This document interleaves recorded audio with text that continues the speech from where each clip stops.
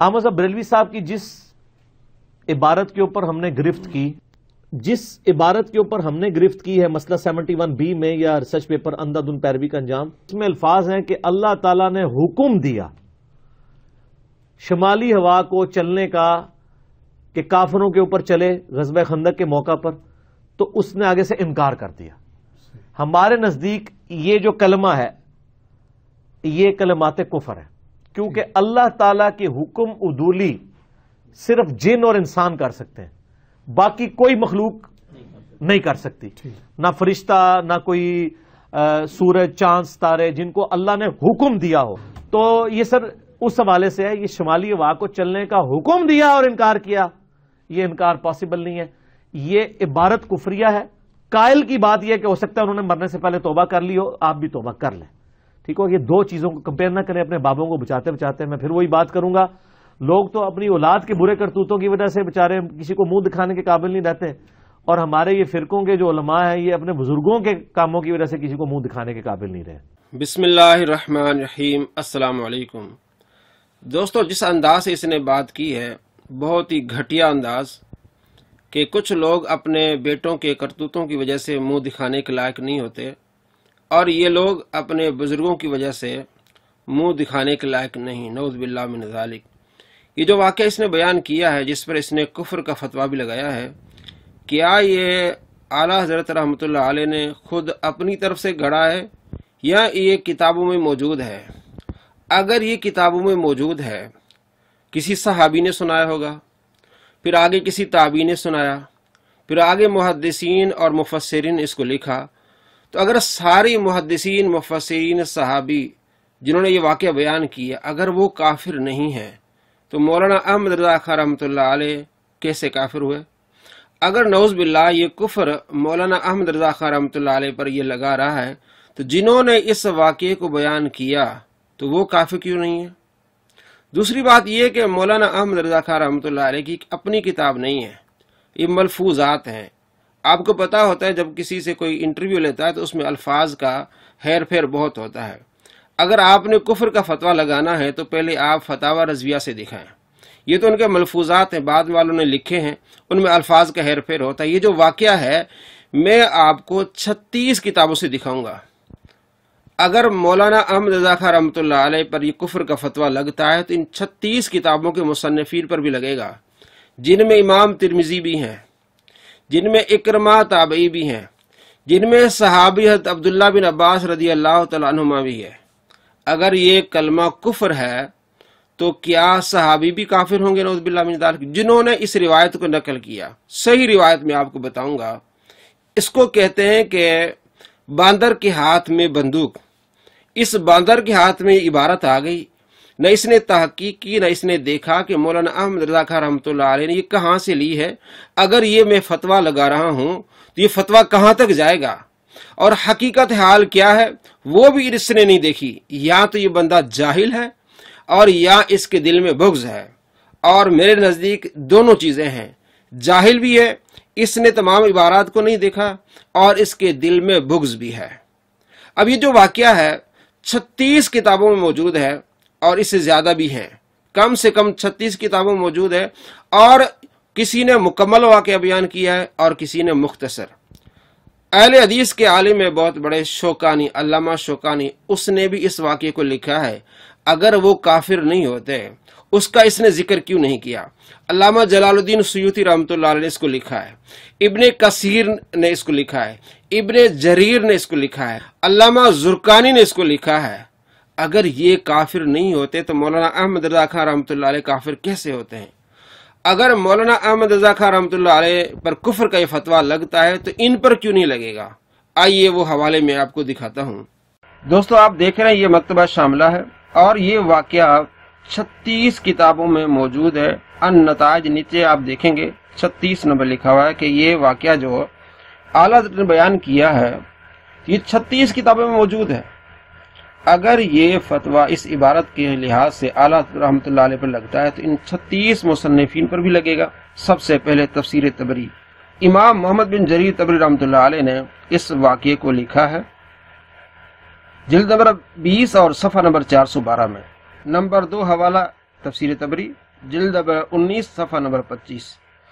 Number 3 حوالہ تفسیر ابن ابی حاتم رحمۃ اللہ علیہ 17601 نمبر پر لکھتے ہیں، عبداللہ بن عباس رضی اللہ تعالیٰ عنہما یہ بیان کرتے ہیں کہ جب احزاب کی رات آئی تو باد صبا باد شمال کی طرف گئی اور اس نے کہا چلیں اللہ اس کے رسول کی مدد کرتے ہیں، تو اس نے انکار کیا تو اللہ تبارک و تعالی نے اس پر غضب فرمایا اور اسے بانجھ بنا دیا۔ تفسیر ابن ابی حاتم جلد نمبر 9 اور صفحہ نمبر 3117۔ اگر یہ فتویٰ آلات پر لگتا ہے، ان کی عبارت پر لگتا ہے، تو یہ امام ابن ابی حاتم پر بھی لگتا ہے۔ حوالہ نمبر 4 تفسیر سالبی، انہوں نے بھی اس واقعے کو بیان کیا ہے۔ حوالہ نمبر 5 تفسیر بغوی، امام بغوی، ان کی بھی کتاب ہے، جلد نمبر 3 صفحہ نمبر 611 پہ لکھا ہے اس حوالے کو۔ آگے تفسیر بغوی میں بھی موجود ہے، آگے جلد نمبر 6 صفحہ نمبر 321 میں بھی اس واقعے کو بیان کیا ہے۔ حوالہ نمبر 7 تفسیر خازن، اس میں بھی یہ واقعہ موجود ہے۔ حوالہ نمبر 8 تفسیر ابن کثیر، امام ابن کثیر نے بھی اس واقعے کو لکھا ہے۔ حوالہ نمبر 9 تفسیر ابن کثیر، جلد نمبر 6 صفحہ نمبر 344۔ حوالہ نمبر 10 اللباب فی علوم الکتاب، انہوں نے بھی اس واقعے کو لکھا ہے۔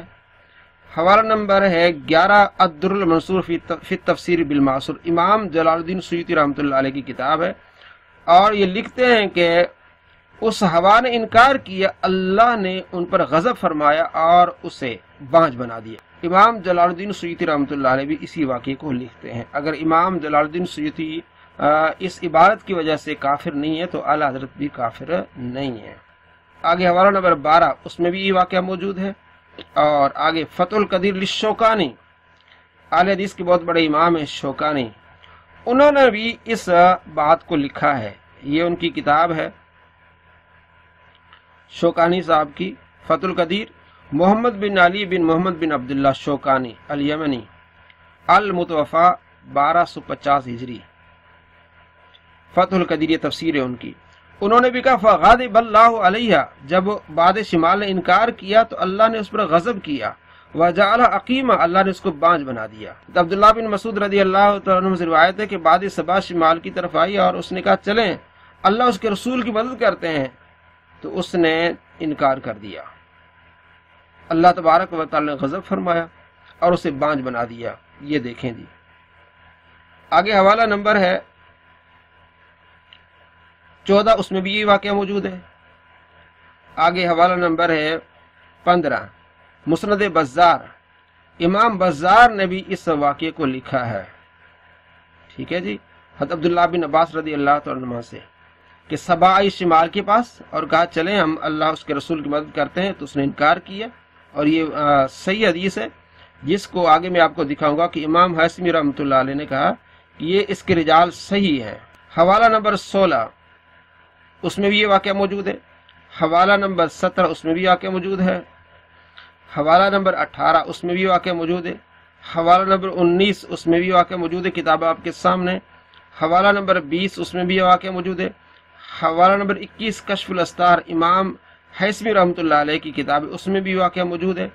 حوالہ نمبر 22 مجموع الزوائد، امام حیثمی رحمۃ اللہ علیہ کی کتاب ہے، اور حدیث نمبر 9936 وعن ابن عباس رضی اللہ عنہما قال اتت الصبا شمال، بعد صبا شمال کے پاس آئی احزاب کی رات، اس نے کہا چلیں ہم اللہ کے رسول صلی اللہ تعالیٰ علیہ وآلہ وسلم کی مدد کرتے ہیں۔ شمال نے کہا ان الحرۃ لا تستری باللیل، ہوائیں جو ہے رات کو نہیں چلتی، گرم ہوائیں، تو وہ اللہ تبارک و تعالیٰ نے اس کو بھیجا باد صبا کو کہ تم بھی جاؤ، اور شمال کو کہا وہ بھی جائے، تو اس نے انکار کر دیا۔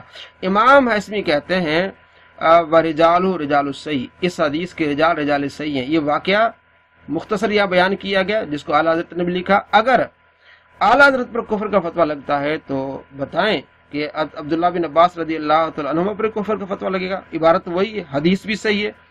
آگے جی حوالہ نمبر 23 مجموع زوائد، حدیث نمبر 10158 وہی واقعہ۔ حوالہ نمبر ہے جی 24 وہی واقعہ موجود ہے۔ حوالہ نمبر 25 امام ترمذی رحمۃ اللہ علیہ کی کتاب ہے العلل الکبیر للترمذی، امام ترمذی بھی اسی واقعے کو بیان کرتے ہیں کہ اس باد شمال نے انکار کیا. اگر اعلی حضرت کی عبارت پر کفر کا فتویٰ لگتا ہے تو وہی عبارت تو امام ترمذی نے بھی لکھی ہے، تو کیا امام ترمذی کو بھی وہ کافر کہے گا؟ نعوذ باللہ من ذالک. ایسی جہالت. آگے دیکھیں ذخیرۃ الحفاظ، اس میں بھی واقعہ موجود ہے. آگے الاحکام الکبریٰ، اس میں بھی واقعہ موجود ہے. الخصائص الکبریٰ امام جلال الدین سیوطی رحمۃ اللہ علیہ کی کتاب ہے، اس میں بھی واقعہ موجود ہے. آگے اگلی کتاب ہے سیرت کی، اس میں بھی یہ واقعہ موجود ہے، اور اس میں یہ باقاعدہ یہ بھی لکھا ہوا ہے تفصیل کے ساتھ کہ اللہ نے اس پر غضب فرمایا اور اسے بانج بنا دیا. حوالہ نمبر 30، اس میں بھی یہ سیرت کی کتاب ہے، اس میں بھی موجود ہے یہ حوالہ. آگے بھی اگلی کتاب ہے سیرت کی، اس میں بھی یہ واقعہ موجود ہے. آگے البدایہ والنہایہ امام ابن کثیر کی، اس میں بھی واقعہ موجود ہے. آگے الکامل فی ضعفاء الرجال، اس میں بھی واقعہ موجود ہے. حوالہ نمبر 34 عیون الاخبار، اس میں بھی واقعہ موجود ہے. اور اسی طرح حوالہ نمبر 35 اور اسی طرح حوالہ نمبر 36 کتابوں میں اس واقعے کو لکھا گیا ہے. مصنفین نے لکھا ہے، بعض نے تفصیل سے لکھا ہے، بعض نے جو ہے وہ مختصر لکھا ہے. بات وہی ہے جو اعلیٰ حضرت نے لکھی ہے. تو اگر اعلیٰ حضرت کی عبارت پر کفر کا فتویٰ لگتا ہے تو ان 36 مصنفین پر بھی وہی کفر لوٹے گا، وہی فتویٰ لگے گا. الامان والحفیظ. یا تو مرزا جہل میں ان 36 مصنفین جس میں تابعی بھی ہیں، مفسرین بھی ہیں، محدثین بھی، سیرت نگار بھی ہیں، یہاں تک عبداللہ بن عباس رضی اللہ تعالیٰ عنہ، تو ان 36 پر کفر کا فتویٰ لگا رہا ہے. اس لحاظ سے کہ اعلیٰ پر جو فتویٰ لگے گا ظاہر ہو ان سب نے لکھا ہے. نعوذ باللہ من ذالک. کتنی جہالت ہے. اصل بات یہی ہے کہ اللہ تبارک و تعالیٰ نے باد صبا کو حکم دیا کہ تم جاؤ اور باد شمال کو بھی ساتھ لے کے جاؤ اور کفار کو نیست و نابود کرو. تو ڈائریکٹلی باد شمال کو حکم نہیں ہوا، باد صبا نے جا کے اسے کہا ہے تو اس نے انکار کر دیا. اور یہی آلات کی عبارت میں ہے کہ اللہ تبارک و تعالیٰ نے اپنے محبوب کی مدد فرمانا چاہی تو باد شمال کو بھی حکم ہوا. اب ظاہر کس کے ذریعے حکم ہوا؟ باد صبا کے حدیث کو آپ ملائیں تو اگر اعلیٰ حضرت پر یہ کفر کا فتویٰ لگا رہا ہے تو ان 36 مصنفین پر بھی نعوذ باللہ کفر کا فتویٰ آئے گا. آپ خود فیصلہ کر لیں. سرکار دو عالم صلی اللہ تعالی علیہ وآلہ وسلم فرماتے ہیں جس نے کسی مسلمان کو کافر کہا اگر وہ مسلمان کافر نہیں ہے تو کفر اس کی طرف لوٹے گا. فیصلہ آپ خود کریں کہ یہ 36 مصنفین جنہوں نے اپنی کتابوں میں اس واقعے کو لکھا ہے جس میں صحابی بھی ہیں، تابعی بھی ہیں، تبع تابعین، محدثین، مفسرین، سارے کافر ہوں گے، یا پھر یہ کفر مرزا جہلمی کی طرف لوٹے گا. جی دوستو، آپ نے دیکھا کہ تمام فقہاء اور محدثین نے اس واقعے کو بیان کیا ہے. اگر یہ فقہاء محدثین کافر نہیں ہیں تو مولانا احمد رضا خان رحمۃ اللہ علیہ کافر کیسے ہیں؟ اور تمام کتب میں آپ نے دیکھا اور یہی واقعہ آپ کو مختلف الفاظ میں ملا. اگر مولانا احمد رضا خان رحمۃ اللہ علیہ کافر نعوذ باللہ تو پھر تمام مصنفین یہاں تک کہ صحابی رسول بھی کافر ہوں گے، انہیں بھی توبہ کرنی پڑے گی اور ان کو مان کر پھر تمہیں شرمندہ ہونا پڑے گا. اب آپ خود بتائیں کہ عبداللہ بن عباس رضی اللہ تعالیٰ عنہما کو مان کے آپ کیا منہ دکھانے کے لائق رہیں گے؟ حضرت امام ترمذی رحمۃ اللہ علیہ کو اپنا ولی بزرگ مان کے کیا آپ منہ دکھانے کے لائق رہیں گے؟ امام ابن جریر طبری کو آپ ایک مفسر مان کے کیا منہ دکھانے کے لائق رہیں گے؟ شوکانی کو آپ مانتے ہیں تو کیا ان کو مان کے آپ اپنا منہ دکھانے کے لائق رہیں گے؟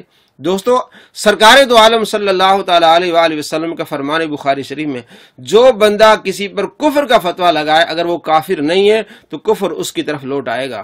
یا تو یہ 36 کتابوں کے مصنفین نعوذ باللہ اس کے کہنے پر کافر ہیں، اگر یہ کافر نہیں ہے تو کفر کا فتویٰ اس مرزا جہلمی پر آئے گا. اور یقیناً یہ 36 مصنفین جو ہیں یہ نعوذ باللہ کافر نہیں ہیں، اور کفر کس پر لوٹے گا؟ مرزا جہلمی پر لوٹے گا. یہ ہے اس کی حقیقت. اسے کہتے ہیں باندر کے ہاتھ میں بندوق آئے. اس باندر نے نہیں دیکھا کہ یہ عبارت کہاں ہے، کن کن کتابوں میں لکھی ہوئی ہے، اس نے اس پر کفر کا فتویٰ لگایا. اور اصل بات یہ ہے کہ اللہ تبارک و تعالی نے باد صبا کو حکم دیا، اس نے جا کے آگے کہا کہ چلو ہم سرکار دو عالم صلی اللہ تعالی علیہ وآلہ وسلم کی مدد کرتی ہیں، تو اس کو بھی حکم ہوا. یعنی اللہ نے باد صبا کو کہا اور ڈائریکٹلی نہیں، انڈائریکٹلی، اور اس نے اس باد صبا کے کہنے پر اس نے انکار کیا. تو یہ کفر نہیں ہے. اگر کفر ہے تو ان تمام مصنفین کو آپ کافر کہیں گے. نعوذ باللہ من ذالک. الامان والحفیظ.